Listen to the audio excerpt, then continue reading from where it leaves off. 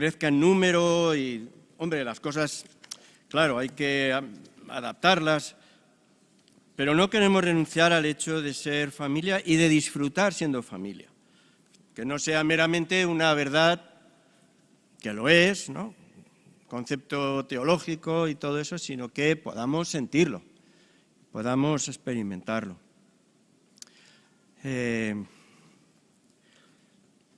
Voy a contaros una cosa que no tiene nada que ver con nada, pero bueno, es que veo que tampoco es muy tarde. El otro día un amigo me recordaba que de vez en cuando, pues eso, que siguen nuestros cultos a través de internet y así. A mí eso se me escapa siempre. Claro, por eso luego a veces tienen que editar los cultos y tal en la web, porque se me va un poquito la pinza y digo cosas que se ve que luego en internet no pueden quedar, ¿no? Pero bueno. Pero de vez en cuando sí me acuerdo. Voy a contar una cosa, pues esto es verdad, ¿eh? Luego me arrepentiré porque no saqué bien esto, pero durante la dictadura de Franco, en España, se comentaba que Franco tenía un doble y que cuando asistía a algunos eventos públicos que podían ser peligrosos, que había cierto riesgo de que tuviera un atentado, entonces en vez de ir él, iba el doble, ¿vale?, que se parecía mucho y tal. Y en cuenta de eso hicieron una película hace unos años. Era ficción, ¿vale? Entonces, pero el servicio de seguridad de Franco pues encontró una persona que se parecía mucho a él, lo secuestraron y lo tenían siempre encerrado hasta que pues tenía que parecer que era Franco en algún tipo de evento, ¿no? Entonces, ya pues siempre se dedicó a eso y medio preso, medio no del todo. Pero una vez pudo escaparse, visitar a la esposa y entonces establecieron un acuerdo. Porque claro, cada vez que Franco salía por ahí, pues se hacía un documental y entonces siempre en el cine aparecía Franco por aquí, Franco por ahí tal. Y entonces este hombre hizo un convenio con la mujer. Y era que cuando era él el que asistía a algún evento público, en algún momento se tocaba la oreja. Y entonces la mujer podía saber, viendo el documental, que se trataba de su marido. Y de alguna forma así se mantenían en contacto los dos, aunque fuera a la distancia. Bueno, voy a contaros una cosa. Yo hago eso de vez en cuando si me pica la oreja, pero hago eso de vez en cuando porque hace un tiempo coincidí con un amigo que hace años que no había visto y que no he vuelto a ver, y entonces me sugirió que hiciera eso, porque él es de los que de vez en cuando se miran el culto en internet de nuestra iglesia. Y entonces me dijo: cuando te toque la oreja, sabré que aún te acuerdas de mí, ¿vale? Entonces, que no es un tic nervioso, ¿vale? Que tiene un sentido ahí, que ya no es secreto, pero bueno. Bueno, ya me estoy arrepintiendo de haber contado esto, bueno, no tiene ni pies ni cabeza. Pero bueno, somos familia, entonces. Bueno.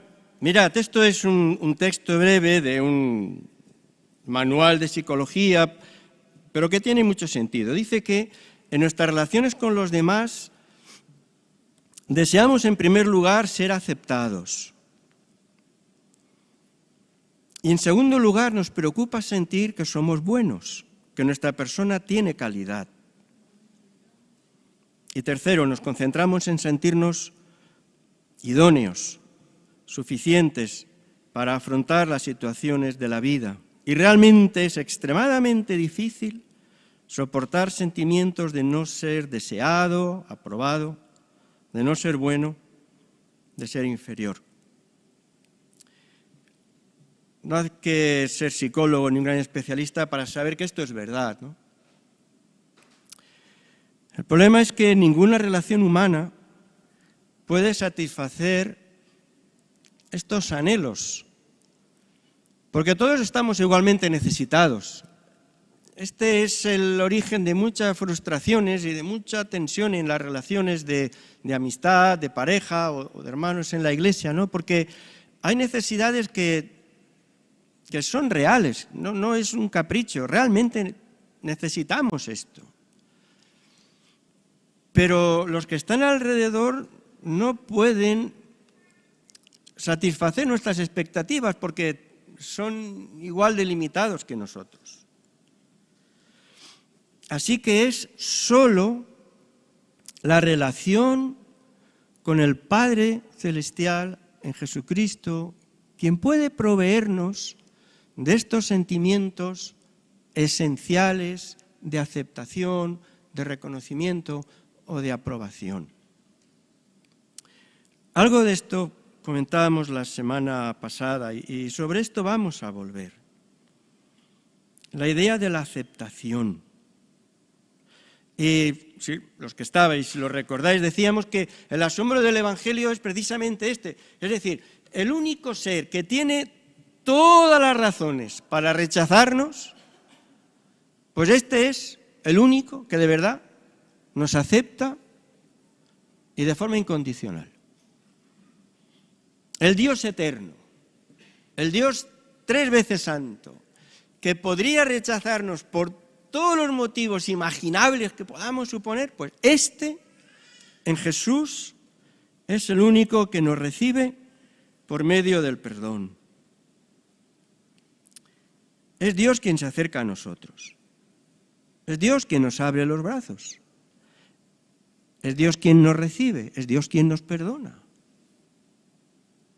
Esa necesidad de aceptación, decíamos el domingo pasado, ¿no? A veces ese sentimiento de rechazo realmente es duro a los niveles más cotidianos de la vida, ¿no? El círculo de amigos, cuando vamos a un lugar nuevo, el entorno que nos acoge. A veces, en fin, ese sentimiento de no encontrar hueco, de que no se nos haga hueco, que no se nos reciba, que no se nos acepte. Eso es muy duro. Pero esto es lo que Dios hace en nosotros. Es el triunfo de la gracia. A veces se pierden conceptos ahí retorcidos y sofisticados que parece que nada tienen que ver con nuestra vida, pero que en la práctica se traduce en esto, en la aceptación incondicional de parte de Dios. Es por Jesús. Tenemos redención por su sangre, el perdón de pecados, según las riquezas de su gracia. ¿Recordáis este texto? No solo su gracia, que ya por definición es grande, sino las riquezas de su gracia, que además sigue diciendo, que hizo sobreabundar sobre nosotros. La gracia, con todas sus riquezas, sobreabundando sobre nosotros y proveyéndonos de perdón y de aceptación. Decíamos también que, bueno, a veces se nos puede aceptar, a veces se hace, ¿no? Pero casi como un favor. Venga, pero ponte ahí en un rincón. Entra, pero no molestes mucho, ¿no? Pero no.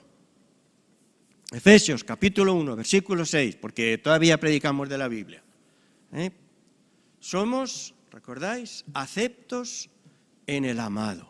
Eso dice la expresión. Aceptados por Dios en el amado, en Jesús. No se nos vaya a ocurrir pensar que es que somos muy listos, muy guapos o muy santos. No es eso. Somos aceptados en el amado. Pero somos aceptados plenamente por Dios en el amado.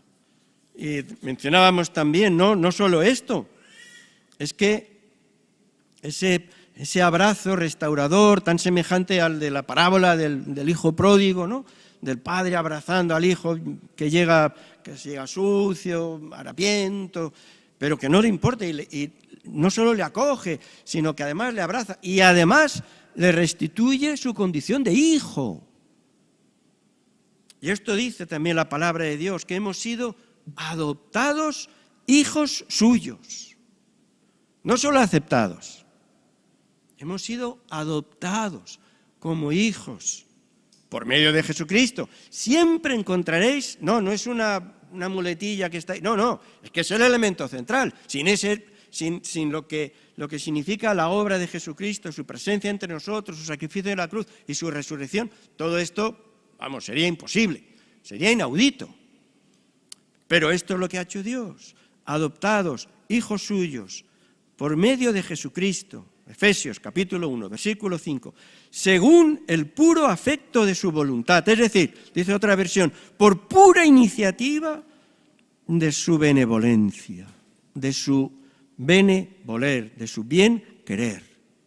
Nos ha querido bien, nos acepta y nos adopta.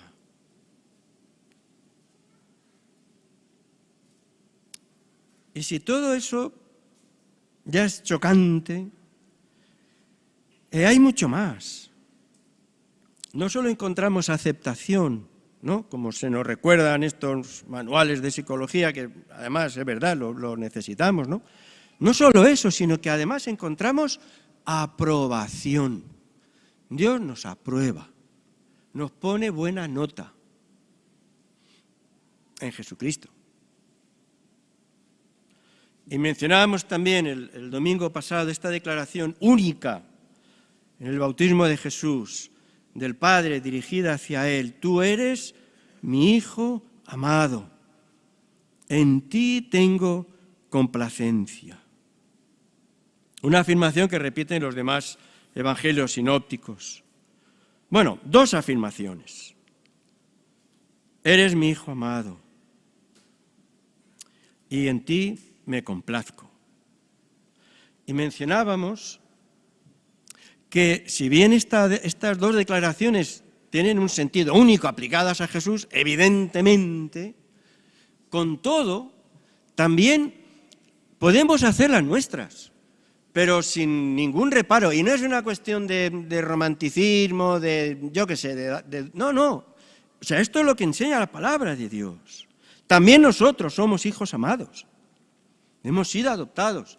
En nuestro caso es todo a través de la misericordia de Dios en Jesucristo. No hay otra, no hay mérito, no hay nada, es salvo lo que Dios nos regala en Jesús, ¿no? Somos hijos amados. ¿Quién soy yo? Yo soy un hijo amado de Dios, eso soy. Siempre, en cualquier caso. Pero además, sí, en ti tengo complacencia. ¿Sabéis cómo se puede traducir eso? Es como si le dijera, estoy orgulloso de ti. Eso significa. ¿Sabéis? El Padre Celestial diciendo a Jesús en un sentido único, pero a sus hijos, en Cristo, a través de Cristo, ¿no? En ti tengo complacencia, estoy orgulloso de ti. Necesitamos que alguien nos apruebe, nos dé un aprobado. Nos lo dicen a menudo. Alguien nos dice, estoy orgulloso de ti. Porque eso es vitamina para el alma. Mi padre no me lo dijo jamás. Jamás. Cada vez que me comparaba con otro de mi quinta, siempre se la he ido perdiendo. Y entonces viene Dios y me dice, estoy orgulloso.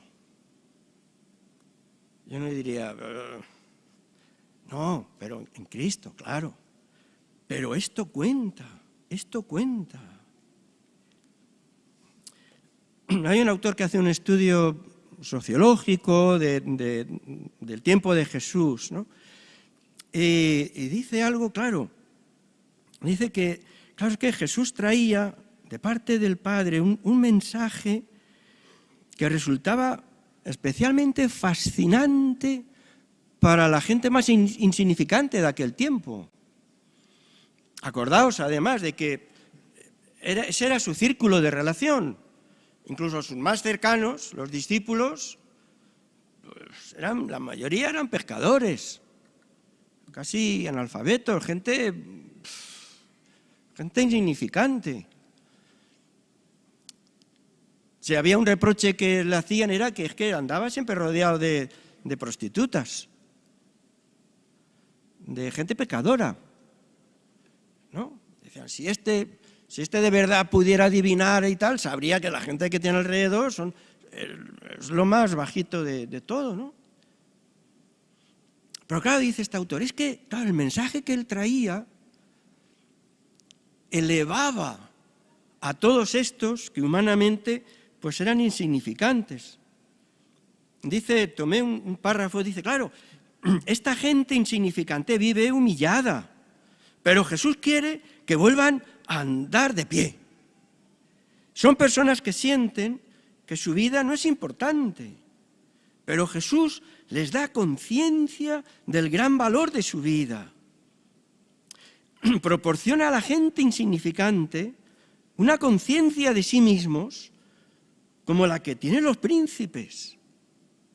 Y entonces toda esta gente que para el mundo no era nada y que si se les tenía que poner una nota siempre era un suspenso, estaban asombrados cerca de Jesús, porque este Jesús que era, claro, el Hijo de Dios, resulta que los miraba y les decía, estoy, si se puede decir así, ¿no? Estoy orgulloso de vosotros. Y entonces, claro, y sabéis otra cosa, eso transformaba sus vidas. Este Jesús creía en ellos y eso les daba estímulo para ser distintos. Mateo, el publicano, el otro, aquel celote, Zaqueo, la mitad de lo que tengo lo doy. Pero es que, claro, esto, por una vez alguien me ha puesto buena nota. Eso dice el Evangelio. Pero esto dice la Escritura. Primera de Corintios, capítulo 1, ¿recordáis? Lo leo en otra versión que es un poco más cercana, pero la reconocéis enseguida el texto. En cualquier caso, versículos del 26 en adelante. Esto dice el apóstol Pablo a los Corintios. Hermanos, basta con que os fijéis en cómo se ha realizado vuestra elección. ¿No abundan entre vosotros los que el mundo considera sabios, poderosos, aristócratas? Al contrario, Dios ha escogido lo que el mundo tiene por necio, para poner en ridículo a los que se creen sabios. Ha escogido lo que el mundo tiene por débil, para poner en ridículo a los que se creen fuertes. Ha escogido lo sin importancia según el mundo, lo despreciable, lo que nada cuenta, para anular a quienes piensan que son algo. De este modo, ningún mortal podrá alardear de algo ante Dios que os ha injertado en Cristo Jesús, convertido para nosotros en sabiduría divina, en poder salvador, santificador, liberador. Todo esto sois en Cristo. Y cuando el apóstol Pedro escribe la primera epístola, ¿recordáis? Más vosotros que ya veis lo que sois, pero ahora vosotros, para Dios, en Jesucristo, sois linaje escogido. ¡Hala! La crème de la crème, lo mejorcito. Real sacerdocio, nación santa, nación santa. Y sigue en otra traducción. Los que antes erais no pueblo, ahora sois pueblo de Dios. Los que no erais amados, ahora sois objeto de su amor.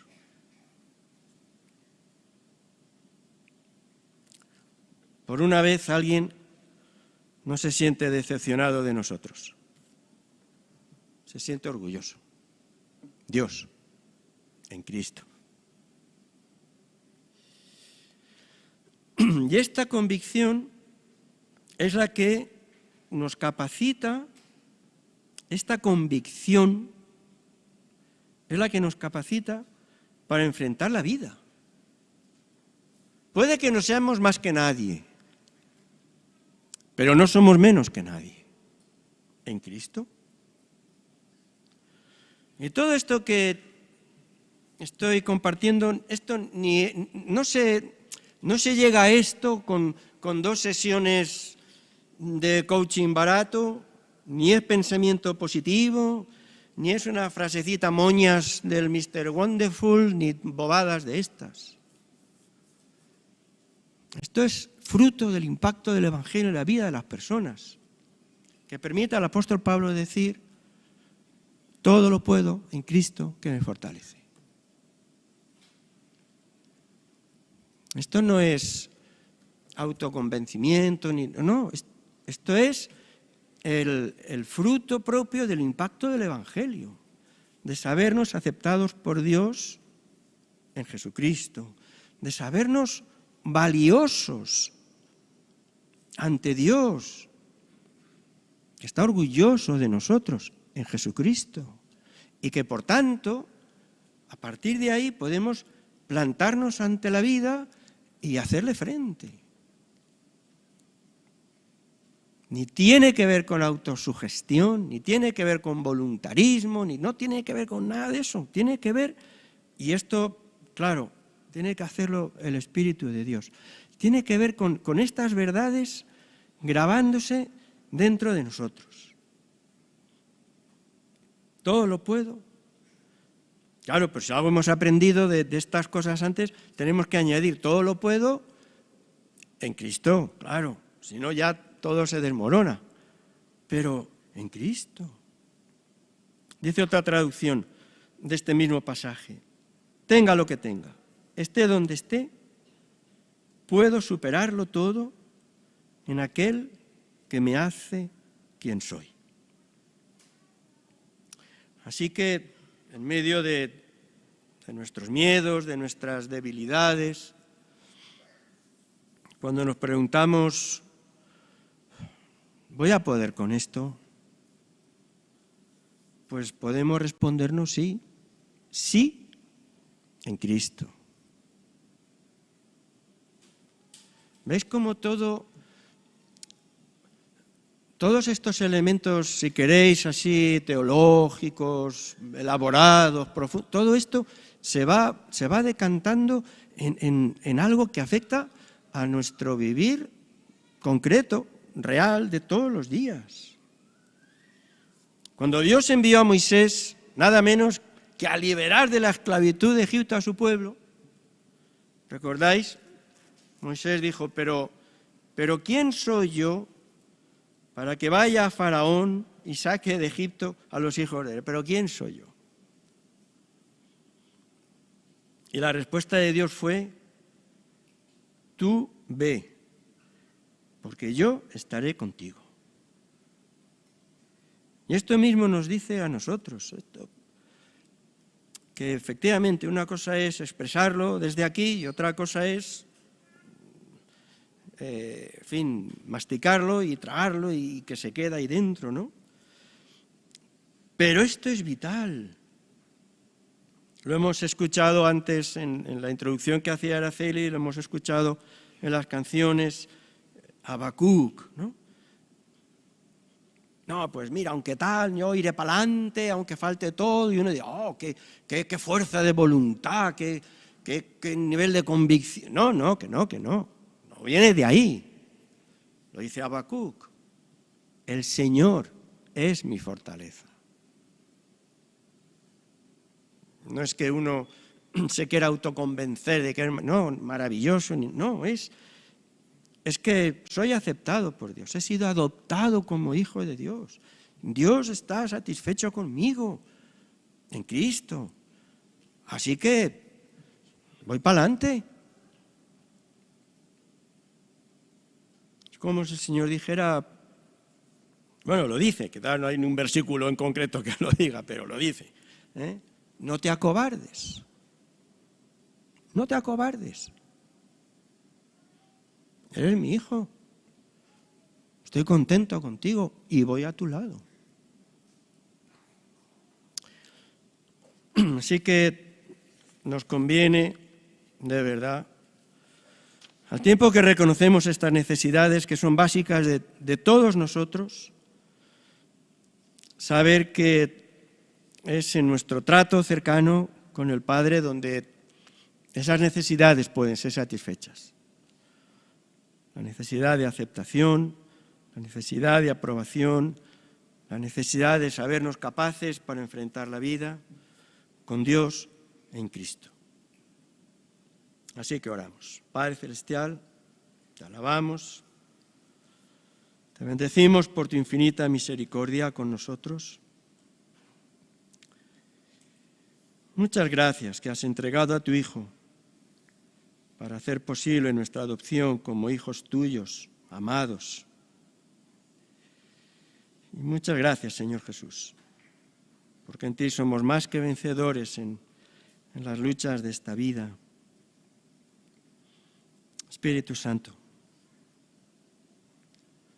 Espíritu de Dios, graba estas verdades en lo profundo de nuestro ser, para que cobren vida por la fe y nos fortalezcan. Amén.